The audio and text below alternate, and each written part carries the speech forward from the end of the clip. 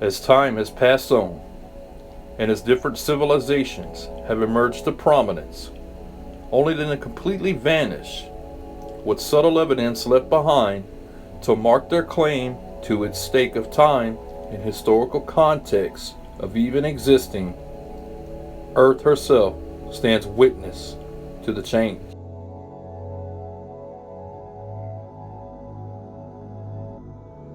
Entire genre of species have walked her lands and swam in her seas, only to see themselves eventually encompassed in nature's very thorough erosional processes.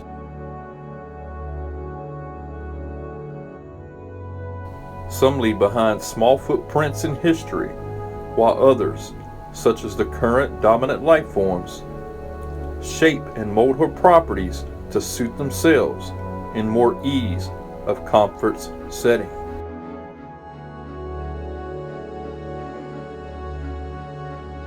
The current curators of Mother Earth's stratigraphy and geographical record books state themselves all-knowing and unchallenged in their domain. As if imitating the priesthood of previous empires and civilizations, they bask in the glory of the uneducated's appeal to their authority. We call them academics, as they walk the grounds of the hallowed universities with access to what was once magical recipes, now venerated as scientific data. They teach new initiates that they know all, and all is written in their stone. Yet sometimes the very ground beneath them offers up a curveball, as an anomalous artifact is found where it shouldn't be. These unanswered and often unaddressed riddles in history lay unattended to on the back burner, left to simmer as academics ignore, just hoping it evaporated away.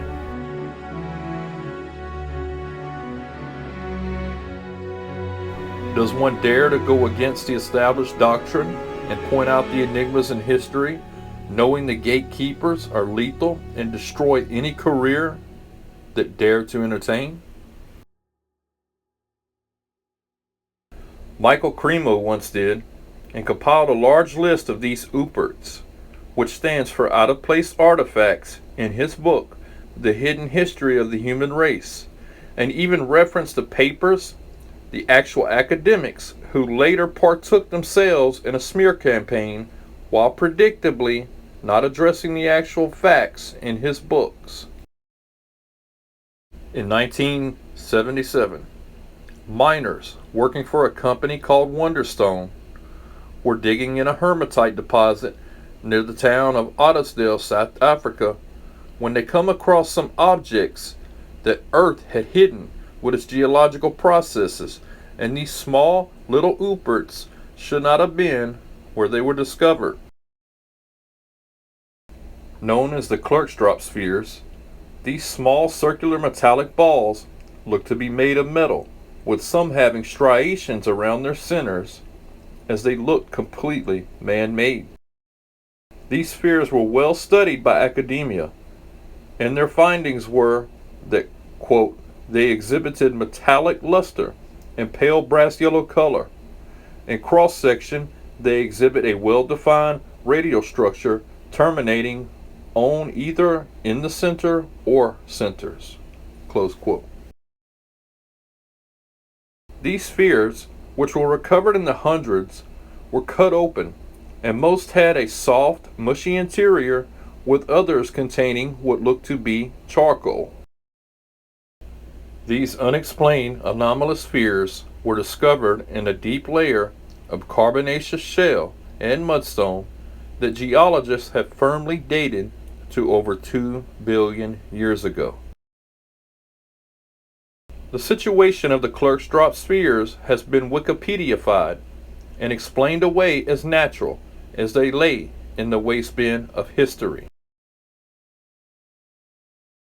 Michael Cremo had dared to raise the issue as the unanointed appeal to the holy academic authority's words via the Bible of Wikipedia.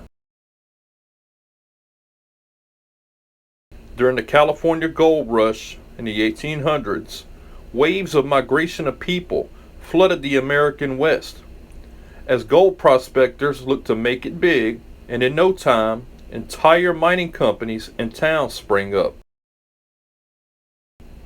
After a while, all the easy gold in the stream beds were mined up, and following the path of ancient waterways, started producing more. Yet, Mother Earth's geological processes had grown entire mountains over these ancient stream beds, and tunneling into them to locate the path of the ancient waterways was the only option. As miners began making their way towards the gold buried deep inside Table Mountain, eventually word of a different find began making its way throughout the area. Miners began to notice, buried all throughout the hundreds of feet of horizontal tunnel walls, not only human artifacts, but complete human skeletal remains were found as well. As word began to spread from miners to locals in this new sprawling towns, it started to reach the ears of those held in high esteem academics, but most often was shrugged off. When it did eventually land on the ears of one who had interest enough to investigate, the state of California itself sent out its own chief governing geologist, J.D. Whitley, and he arrived on scene. J.D. was completely dumbfounded by the situation, as how could obvious human artifacts and remains be buried inside the mountain? Whitley collected some of the hundreds of artifacts and few skeletal remains, as throughout the mountain range more and more mining operations began reporting the same. These anomalies of history were even put on display in museums, until the advent of the theory of evolution was beginning to take hold in the academic community, and slowly but surely, with William Holm at the lead in the new religious position of anthropology, stationed at the Church of the Smithsonian, he began his discrediting campaign against Whitley and his findings. These ooperts, which lay buried in the mountain layers, dated to 50 million years ago, were addressed by William Holm, as he eventually said, quote, "Had Dr. Whitley known of the theory of human evolution as we understand it today, he would not have came forward with his conclusions," close quote. As in the religious, scientific practice of modern academia today, even back then, the facts didn't fit the theory, so the facts that were the human ooperts beneath the California mountain range were disposed of in the dustbin of history, as the uneducated followers appealed to the word of authority. Now the Bible of Wikipedia explains it all away.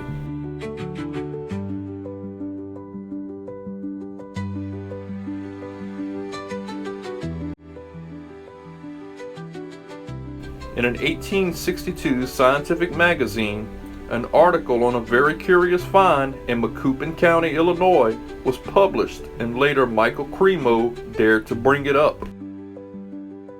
The article claimed, quote, "In Macoupin County, Illinois, the bones of a man were recently found on a coal bed capped with 2 feet of slate rock, 90 feet below the surface of the earth. The bones, when found, were covered with a crust or a coating of a hard glossy matter, as black as coal itself, but when scraped away, it left the bones white and natural," close quote.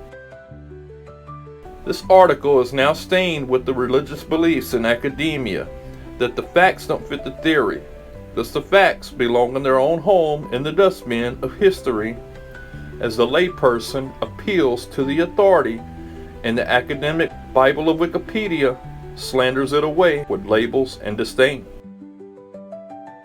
They joined other ooperts, such as the golden chain necklace found embedded in a piece of coal, or the earlier, much more well-documented case of the Foxhall jaw, a human jaw discovered at Foxhall, England in 1866, which was dug out of a quarry at a level of 16 feet 4.88 meters underground level, dating the specimen to at least 2.5 million years old.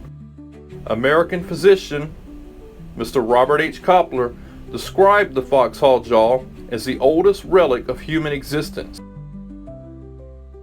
The problem with this particular fossil was its modern appearance.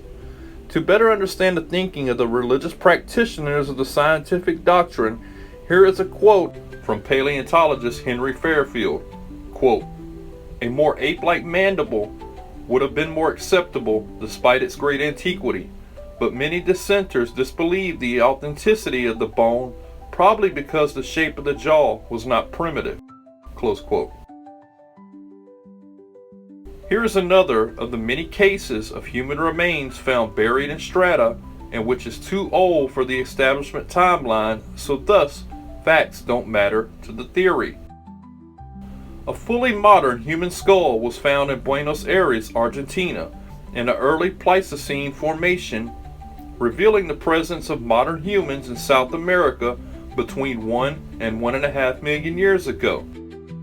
But once more, the modern appearance of the skull doesn't fit with the conventional thinking of human origins, so is discounted on these grounds alone. Here we see a clear example of dating by morphology and a distinct disregard for all other data, no matter how credible. The thinking is simple. If it looks modern, it must be modern. No modern humans could possibly have existed that far back in time, so it must be ruled out. Like Tiwanaku being a port to what was once an ocean harbor but is now over a mile above sea level, Lake Titicaca, and containing actual seahorses and other ocean-going fauna and organisms, being obviously much older than what it's dated to, perhaps it would make sense that modern human remains are found in South America. But this would interrupt the religious process of scientism, and the entire Bible of Wikipedia would have to be rewritten by its academic priests, so just ignoring facts on Uperts that don't line up with the believed-in timeline of humanity's existence continues as a religion at all costs must be maintained. In the 1960s, archaeologists uncovered what shouldn't be at a site called Hueyatlaco, 75 miles outside Mexico City. An anthropologist there decided to call in a member of the United States Geological Survey to help date the layers in which the find was discovered. Human-crafted stone tools, very obviously made by the hand of a human, were discovered at the site, with double-edged blades and scraping tools being made of materials that weren't native to the area, and the diversity of the suggested multiple times that the site had been occupied. The United States Geological Survey member that was contacted was tephrochronologist Virginia Steen McIntyre, who specializes in dating of volcanic ash, and along with a Mexican prehistorian and a Harvard anthropologist, they sought out to date the age of the site. Eventually, a neighboring site, determined to be an animal kill site as well, was discovered, and eventually several, some lower and older sites were uncovered near a reservoir east of Mexico City. Having both the datable topographical layers as well as the bone and teeth fragments, Steen McIntyre wasn't expecting the dates that the Uperts themselves were offering. First, using a known reliable dating method for the site, the unexpected date came back as 250,000 years ago. This presented a problem for the religion of modern-day science, as humans were thought to have not entered the Americas until 10 to 15,000 years ago during the last ice age. Deciding to stick with the true scientific method and let the facts and data tell the story, Steen McIntyre and the group tried another, different type of dating method to date the human inhabited site, and this method also dated the layers of sediment in which the artifacts and bone were found in. Amazingly, This method also offered a date of 250,000 years ago, as the team became more confident in their findings.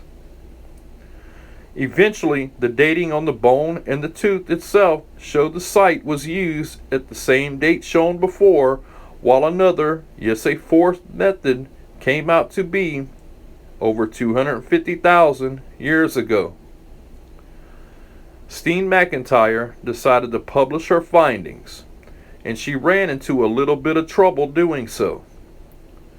Not a single scientific publication would allow her story to be published, as she stood by her findings from the Uperts, and the scientific religious community came out in force to denounce her as a rogue maverick while accusing her of seeking fame. Cynthia Steen McIntyre brought facts from four of the scientific community's own relied upon dating methods and dared to have those facts challenge the established narrative. So Cynthia, who was a scientist for the U.S. Geological Survey, lost her teaching job by daring to challenge the scientific priest of academia and could not find work in her field again because of it. Cynthia and the Huayatlaco Uperts staked their claim to the waistband of history by daring to let the facts tell the established theory what was, and as the commoner appeals to authority and lets the scientific process of Googling guide their curious minds to the pages of the academic Bible of Wikipedia, where the Uperts and Cynthia both now have their names etched in it.